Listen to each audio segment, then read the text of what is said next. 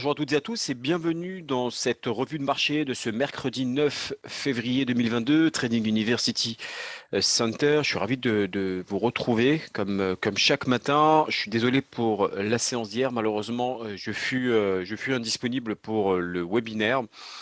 Avant de démarrer, je vous laisse bien sûr, comme chaque matin, prendre connaissance de l'avertissement légal sur les risques.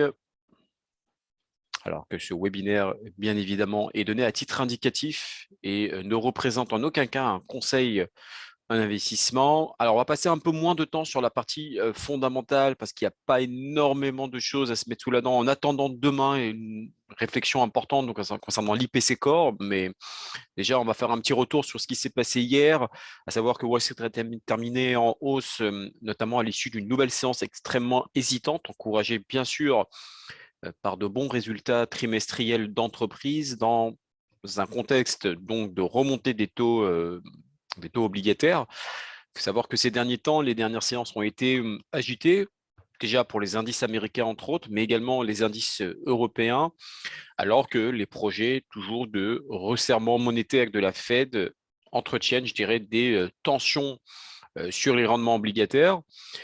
Les investisseurs attendent notamment demain la publication, donc, comme je vous l'avais évoqué, des chiffres de l'inflation aux États-Unis qui auront lieu donc pour le du mois de janvier pour déterminer si effectivement la Fed va oui ou non être dans l'obligation de remonter de manière assez drastique ces taux. Mais la publication, en tout cas d'hier, d'une série de résultats trimestriels ont été plutôt satisfaisant, ce qui a incité un petit peu les investisseurs à revenir sur certains titres après notamment leur récent repli. Je parle entre autres des actions comme Amazon, Netflix, Meta, plateforme donc Facebook qui ont fortement chuté dernièrement. À noter que jusqu'à présent, 60% d'entreprises du S&P 500, donc de l'indice de référence financière mondiale, ont déjà publié leurs résultats. À noter que les S&P 500, on va l'aborder juste après pour la partie technique, qui ont déjà donc publié leurs résultats pour le compte donc, du trimestre clos en décembre, qui ont fait part quand même d'une progression moyenne, en tout cas de leurs bénéfices de 30% sur un an. Il faut savoir que lors du trimestre précédent, en septembre, la progression avait fait sur un an, avait fait aux alentours de 21%. D'ailleurs, au niveau des actions, Pfizer, qui a clôturé hier à moins de 2,8%, a publié un bénéfice supérieur aux attentes au quatrième trimestre, mais son chiffre d'affaires, qui a plus que doublé, s'est néanmoins avéré, je dirais, inférieur au consensus. Voilà, Pfizer qui a également présenté ses projections annuelles qui étaient plutôt inférieures aux prévisions des analystes. C'est ce qui a effectué donc la chute de l'action en soi. Malgré tout, voilà, ils avaient un objectif de chiffre d'affaires meilleur qu'attendu pour son vaccin, en tout cas contre le Covid-19. Ce matin, L'Oréal publie aujourd'hui leurs résultats annuels. Par ailleurs, je pourrais effectivement parler du PIB en France. Donc, après un rebond de 7% en 2021, le PIB de la France devrait connaître, je dirais, une dynamique de croissance plus modérée au cours des prochains mois. En tout cas, c'est ce qu'a indiqué dernièrement l'ICE dans son dernier point de conjoncture qui a été publié notamment hier soir. Les marchés d'actions européens ont ouvert dans le vert ce matin. C'est plutôt bon signe dans le sillage un petit peu de la hausse de la séance d'hier de Wall Street et surtout cette nuit des bourses asiatiques, notamment le Nikkei. Voilà, outre la situation un petit peu la situation géopolitique, les investisseurs suivront encore une nouvelle série de résultats d'entreprises. Je ne vais pas trop les aborder, on en a parlé au début de séance, au début de semaine, pardon. Et surtout aujourd'hui, les données hebdomadaires sur les stocks de pétrole aux États-Unis qui auront lieu donc à 16h30, en attendant bien sûr la publication de demain de l'indice des prix à la consommation. Donc l'IPC Core qui aura lieu demain. Donc on en reparlera éventuellement lors du prochain webinaire. Aujourd'hui, concernant le pétrole, puisque c'est l'information importante cet après-midi, il faudra être très attentif aux données sur les stocks de brut aux États-Unis, notamment par rapport aux tensions qui règnent toujours entre la Russie et l'Ukraine, et bien sûr la perspective d'un accord sur notamment le nucléaire entre les États-Unis et l'Iran. En tout cas, si les motivations pour conclure, je dirais, un accord avec l'Iran ont augmenté du côté US, du côté américain, La banque, notamment Goldman Sachs, reste prudente sur cette conclusion prochaine d'un accord, voilà, compte tenu de l'absence de discussion directe entre les parties et la persistance de points de désaccord, désaccords assez majeurs. En tout cas, un accord permettrait, je dirais, au volume de pétrole iranien d'augmenter au troisième trimestre, qui pourrait peser effectivement sur les prix du brut. En tout cas, c'est ce qui a prévenu Goldman Sachs. Au niveau du programme du jour, donc de ce mercredi 9 février, on va attaquer le S&P 500, l'argent, le Bitcoin et la paire de devises monétaires, l'AUD CAD. Sans trop tarder, on va parler donc du S&P 500, l'indice de référence financière mondiale, qui est assez intéressante dernièrement. On va aborder tout de suite. Donc à gauche, comme chaque webinaire, vous avez effectivement la configuration en mensuel, au milieu c'est hebdomadaire, et à droite en journalier. En tout cas, en mensuel, ça tient toujours. Vous avez effectivement la Tenkan-sen. Vous voyez là, ici, ce niveau technique que vous pouvez, à chaque fois que je vous en parle, c'est assez important parce que ce niveau-là que vous avez, que je suis en train de vous décider, est tout simplement un niveau lequel le marché, pour l'instant, est en train de tenir. Donc, il pourrait donner une nouvelle impulsion haussière pour aller chercher les 4611,70, soit les 200% des retracements de Fibonacci que j'ai tracés lors des précédents, des précédents retracements qui ont eu lieu les mois, c'était la période du Covid où il y a eu effectivement une forte chute sur le S&P 500 et depuis une nouvelle très très forte accélération les mois qui ont suivi. Maintenant, voilà, il faudra, est-ce que la Tenkan-sen va tenir ou pas? En tout cas, à la fin du mois, si on repasse au-dessus des 200%, tout nous porte à dire que les prochaines séances seront plutôt positives concernant le S&P 500, l'USA 500 en l'occurrence. On va passer sur la partie hebdomadaire. Donc là, vous avez un graphique qui représente chaque semaine. Alors là, vous avez effectivement, et c'est ça qui est intéressant, vous avez ici une sorte de M, donc une forme de double top. Là, vous avez une sorte de pullback. Alors, le pullback, pour l'instant, n'a pas été totalement validé.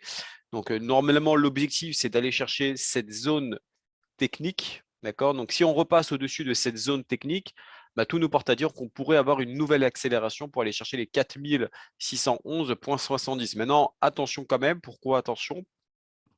Parce que la fin de semaine n'est pas terminée. Il y a encore 2 jours et on aura une clôture hebdomadaire. Si la clôture hebdomadaire se passe aux alentours des 4520, alors là, c'est plutôt, on risque d'avoir plutôt une orientation baissière si effectivement le marché stabilise dans cette zone-là. D'accord. Donc, on pourrait avoir à ce moment-là une zone de résistance entre la Tenkan-sen et la Kijun. Et à ce moment-là, donc, on a effectivement un pullback, notamment suite à ce double top. Alors, juste un petit rappel, qu'est-ce qu'un double top? C'est une forme de M. Je vais vous montrer tout de suite une figure chartiste. Je vais voir si j'arrive à la retrouver. Alors voilà, je vous le montre. Vous avez effectivement ce double top. Voilà, vous avez la même configuration, c'est-à-dire que vous partez d'en bas, tendance haussière, comme ce qui s'est passé ici. Vous avez une forme de M. Donc le M, il est là, même si on ne le voit pas très bien. Même, bon, il n'est pas obligé d'être symétrique ici. On n'est pas obligé d'avoir exactement le même niveau de résistance. Et après, le marché repart à la baisse. Donc on a ce qu'on appelle un pullback. Donc, la zone de pullback, c'est ce que vous avez ici. Vous avez exactement la même chose. Maintenant, là, attention, la bougie n'est pas terminée. C'est pour ça qu'il faut patienter avant de se dire est-ce que ça repart à la baisse ou pas. Il faut voir si effectivement on repasse au-dessus. En revanche, si on passe au-dessus de cette zone-là, on peut avoir une nouvelle accélération haussière et aller chercher 4600, voire la zone de résistance que vous avez ici. Donc, il y a 2 niveaux à laquelle on pourrait chercher. Donc, on va patienter quand même pour la partie hebdomadaire. On va regarder sur du journalier. Au journalier, ça devient un petit peu plus intéressant pour une dynamique haussière, notamment grâce à cette zone que vous avez ici, qui est une zone de support que vous pouvez prolonger depuis cette partie-là, depuis les journées du 30 septembre 2021 jusqu'à cette période-là. Ce qui est intéressant dans cette configuration graphique, c'est que vous avez effectivement ici une sorte de, comment dirais-je, de drapeau, d'accord, que je vais vous montrer. Alors, attendez voir, d'abord, je vais réduire ça. Hop, ici, vous avez effectivement donc une sorte de drapeau, accélération haussière. Vous avez le drapeau ici. Généralement, statistiquement parlant, lorsqu'un drapeau est cassé, le marché repart à la hausse derrière. Donc, juste pour vous montrer un petit peu ce qu'est un drapeau, vous l'avez ici. Donc, vous avez effectivement la configuration comme je viens de montrer sur le graphique. Donc, accélération haussière, zone de retracement et une nouvelle accélération haussière. Généralement, vous reportez ce que vous avez ici à l'intérieur et vous le reportez au-dessus pour aller déterminer des objectifs. À noter que bien sûr, dans 87% des cas, le marché a tendance à accélérer. Donc là, vous avez effectivement la résistance oblique de ce drapeau qui a été tracé. Et donc, vous reportez exactement ce que vous avez ici, vous le reportez au-dessus pour aller chercher les objectifs. Donc, si on reporte à ce niveau-là, on peut aller chercher des objectifs aux alentours des 4600. Alors déjà 4611, qui est la zone que je vous ai montrée dans une unité de temps supérieure, qui est les unités de temps hebdomadaires et mensuelles, voire les 4655. On va regarder ensemble ce que préconisent les analystes trading central sur le S&P 500. Je crois qu'il a été envoyé ce matin lors de la séance européenne, qui envisage sur du court terme les 4567, voire les 4585, tant qu'on est au-dessus des 4491. On va passer sur le silver, donc l'argent métal, qui suit un petit peu son métal jaune, le métal jaune qui est l'or, qui est bien orienté. On va regarder ensemble. Alors, l'argent, effectivement, est extrêmement intéressant. D'abord, on va regarder sur du mensuel. En mensuel, on est toujours sur cette configuration, vous voyez, de support résistance. En mensuel, donc chaque bougie représente un mois de cotation. On est entre la résistance ici que vous avez entre les 28,15 et les 28,77, la zone de support importante que vous avez entre 21,77 et 22,50 à peu près, vous voyez. À demande reprise, le marché touche le support, rebondit, il rebondit là il rebondit légèrement. Là, on voit est-ce qu'il va rebondir ou pas. En tout cas, tout nous porte à dire que ce niveau de support est extrêmement intéressant et continue de tenir. Donc, la zone de support, tant qu'elle tient, on reste à l'achat. En revanche, si on passait sous cette zone de support, alors là, effectivement, on pourrait aller chercher cette Kijutsen qui serait aux alentours des 20,90. Pour l'instant, ça tient. Objectif, c'est cette petite zone de résistance aux alentours des 24,20, 24,40. En revanche, si on passait au-dessus de cette résistance, on peut aller chercher les 24,90, voire les 25 dans un second temps. Donc, j'ai hâte de voir effectivement comment va réagir l'argent métal, mais on voit que déjà en espace mensuel, pour l'instant, le marché rebondit bien, réagit extrêmement bien sur cette zone de support. On va regarder en hebdomadaire ce qu'on peut voir de plus. Donc en hebdomadaire, effectivement, vous avez cette zone de support que vous voyez ici depuis le 20 septembre 2021. Vous avez effectivement le 6 décembre et la semaine du 13 décembre. Vous avez également la semaine du 3 janvier. Vous avez la semaine du 31 janvier. Voilà, on peut encore aller chercher cette Kijun-sen aux alentours des 23,40. Si on passait au-dessus de cette résistance à la fin de la semaine, tout nous porte à dire qu'on pourrait aller chercher les 24,30, voire beaucoup plus haut. Donc pour l'instant, ça tient bien. On va regarder sur du journalier.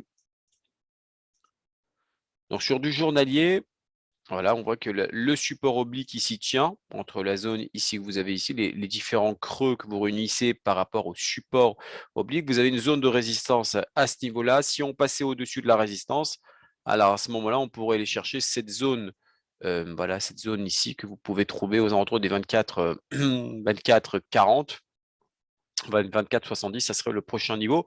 Mais il faudrait effectivement qu'en clôture journalière, donc on passait au-dessus de cette zone-là. Donc si on passait au-dessus de cette zone-là, voilà, on a effectivement une petite autoroute en face de nous pour aller chercher cette zone de résistance que vous avez ici aux alentours des 24,40, 24,70. On va regarder sur ce que préconisent les analystes et trading central, à savoir que c'est une analyse qui est faite à 2h19 du matin avec une analyse en daily. D'accord, donc ça veut dire que chaque bougie que vous avez représente une journée de cotation. L'objectif, c'est les 24, voire les 24,70. On va passer sur le Bitcoin qui a fortement accéléré ces derniers temps, qui donne de signaux plutôt positifs. Alors, on va passer sur le Bitcoin qui est ici.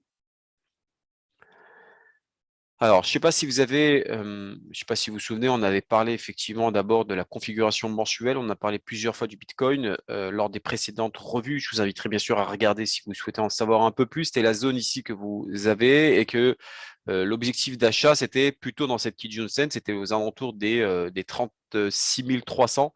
même si le marché a touché les 32 950, ça fait quand même 4000 points. Mais voilà, tout le porte à dire que le Bitcoin a bien réagi sur sa Kijun-sen de manière chirurgicale. Et on voit que le marché est en train d'aller chercher cette zone de résistance-là. Si on passait au-dessus, on peut aller chercher les 48 800. Et si on cassait les 48 800, on peut aller chercher les anciens records historiques. Pour l'instant, la résistance tient en mensuel. Le mensuel n'est pas terminé, bien évidemment. Pourquoi le marché a chuté aussi au niveau technique? C'est que vous avez ici une sorte de divergence baissière. Vous voyez que les pics sont de plus en plus bas, alors que les pics ici sont de plus en plus hauts. La divergence baissière a bien été confirmée. On va regarder en hebdomadaire. Donc en hebdomadaire, vous avez effectivement donc une ETE, ce qu'on appelle une épaule, tête-épaule ici. Vous voyez, vous avez la première épaule ici, une tête ici, une deuxième épaule ici. On a un pullback dans ce sens-là, dans ce qu'on appelle la ligne de couche. Juste petit rappel de ce qui est un double top pour ceux qui viennent de nous rejoindre, ceux ou celles qui viennent de nous rejoindre. Voilà, une épaule, tête-épaule, c'est que le marché vient d'en bas, un peu comme vous l'avez ici, fait une épaule, tête, épaule, et généralement le marché a tendance à décélérer derrière. Tout dépend bien sûr de la clôture. Effectivement, si la clôture hebdomadaire donc de cette semaine, parce que là vous avez une épaule, tête, épaule, la clôture de la semaine, clôture au-dessus, en dessous de cette zone-là, donc soit aux alentours des 40 800, 43 000, à la fin de la semaine, la semaine prochaine, sachez que vous risquez d'avoir encore un nouveau retracement, une nouvelle chute sur le Bitcoin pour aller chercher cette zone que vous avez ici rectangulaire, qui est une zone de support aux alentours des 30 000 et 31 750, qui pourrait être une zone d'achat intéressante. Juste pour votre information, puisque c'est une zone de support, donc une zone d'achat. Donc pour le moment, on n'y est pas. La semaine n'est pas terminée, la bougie n'est pas terminée. Donc la première, deuxième, troisième bougie, on pourrait avoir un doji à la fin de la semaine. Et à ce moment-là, la semaine prochaine, ça pourrait être bon signe pour prendre des opérations baissières. À savoir que la lagging span ici, vous voyez ici que vous avez en blanc qui représente 26 périodes en avance de ce que représente l'indicateur Ishimoku. Vous voyez, il a un barrage en face de lui. Je vais essayer de vous zoomer cela. Donc, vous avez effectivement le lagging span qui rencontre actuellement une barrière. Vous voyez, donc il est en train de toucher le chandelier, ce qui pourrait bloquer le Bitcoin à accélérer. Sachez que lorsque la lagging span a un blocage en face de lui, que ce soit à la hausse ou à la baisse, sachez que le prix 26 périodes plus tard pourrait être également bloqué et donc pourrait retracer derrière puisque la lagging span n'arrive pas à franchir ce chandelier japonais. Donc, il faudrait patienter jusqu'au moment où le chandelier soit franchi, enfin la Legispan franchit ce chandelier. On va regarder sur du journalier. Alors sur du journalier, ça reste plutôt, plutôt haussier. Plutôt haussier, on a une zone de résistance un petit peu au-dessus, aux alentours des 45 600, 46 690, c'est la zone de résistance. Pour l'instant, le marché est en train de buter sur le nuage Ishimoku. Vous avez ici le nuage baissier. Donc, il y a un barrage en face de lui. Vous avez en hebdomadaire, comme je vous l'ai montré, avec un autre barrage qui est la lagging span. On a ici une forme de double bottom. Donc, on pourrait avoir un pullback vers cette zone de support que vous avez ici. Voilà. Donc, le marché reste haussier malgré tout. En tout cas, sur du court terme. Sur du moyen long terme, pour l'instant, ça reste mitigé, même si on a assisté à un très gros rebond depuis samedi. Mais malgré tout, le Bitcoin reste quand même en zone de pression et on peut avoir encore une consolidation et voire un retracement vers les 40 900, voire les 41 000 pour éventuellement repasser au-dessus. Tout dépend de la clôture hebdomadaire et mensuelle.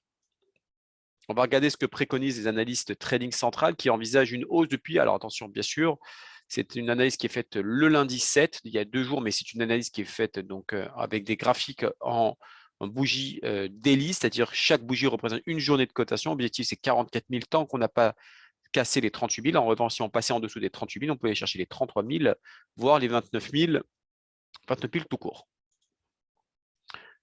Et enfin, on va parler sur une paire de devises monétaires qui est intéressante, c'est l'AUD australien contre le dollar canadien. Une paire de devises assez intéressante qui donne une dynamique très intéressante avec des divergences haussières à tout va. Déjà en mensuel, donc on va regarder ensemble en mensuel. Hop.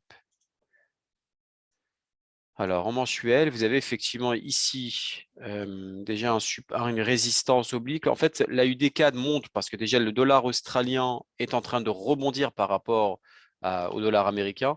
Autre chose, on était ici sur une zone de support importante qui a certes été franchi lors du mois d'avril 2020. Et là, on est en train de faire un pullback sur cet ancien support pour aller chercher cette zone aux alentours des 0,9160, ce qui fait quand même quasiment 200 points par rapport au prix actuel. Donc, il y a encore un potentiel de hausse sur l'AUD-CAD. En hebdomadaire, alors en hebdomadaire, c'est simple. Là, on a effectivement une divergence haussière. Alors, une divergence haussière, pour ceux qui nous rejoignent également, lorsque vous avez des creux ici sur l'indicateur RSI qui est de plus en plus haut, enfin les creux qui sont de plus en plus haut, alors que les creux du prix en bas sont de plus en plus bas. Vous voyez que vous descendez alors que là, vous remontez. Bah, généralement, le marché a tendance à suivre l'indicateur que vous avez ici et pourrait repartir à la hausse pour aller chercher les 0,9140 dans un premier temps, voire plus haut par rapport à la zone que vous avez vue en mensuel. On va regarder en journalier. En journalier, hop. Donc en journalier, ce qui est intéressant en journalier, c'est que la cassure d'hier de la Kijun, vous voyez que la bougie d'hier est passée au-dessus de la Kijun Sen. Donc on pourrait aller chercher cette zone-là aux alentours des 0,9140, voire le plat SSB que vous avez sur le nuage aux alentours des 0,9155. Et en plus de cela, ce qui est intéressant, c'est qu'on est sorti tout simplement de ce canal baissier que vous avez ici. On a eu un canal baissier, zone de support importante, une forme de fanion ici. Donc, on peut reporter ce que vous avez ici. Vous le reportez au-dessus. Ça peut être des objectifs intéressants sur l'AUD4. En plus, on n'est même pas suracheté ici. Donc, tout nous porte à dire qu'on peut encore avoir une nouvelle accélération sur cet actif. On va regarder ensemble ce que préconisent les analystes trading central qui envisagent, avec une analyse qui est faite depuis hier matin, donc c'est une analyse en daily, non pas intraday, c'est différent. Tant qu'on est au-dessus des 0,8883, on reste à l'achat avec des objectifs à 0,9253, voire 0,9355 en ligne de mire. Voilà pour ce mercredi 9 février 2022. J'ai plus qu'à vous souhaiter une excellente journée et je vous dis à demain pour une prochaine revue.